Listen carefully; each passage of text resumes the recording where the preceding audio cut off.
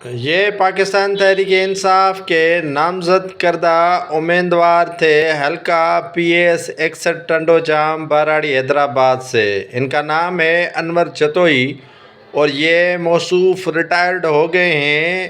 شرجیل انعام میمن جو Peoples party کے امیدوار ہیں پی ایس 61 ٹنڈو جام سے، ان کے حق میں یہ انور جتوئی نہ صرف پی ٹی آئی کے امیدوار کے طور پر ریٹائر ہونے کا اعلان کر دیا ہے، بلکہ یہ انور جتوئی اب باقاعدہ جیالہ بھی بن گئے ہیں اور پاکستان پیپلز پارٹی میں شمولیت اختیار کر دی ہے۔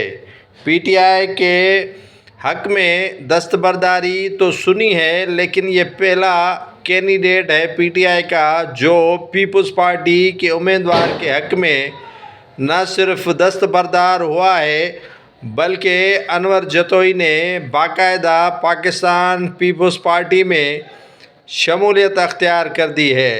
انور جتوئی نے برادری سمیت پی ٹی آئی چھوڑ دی۔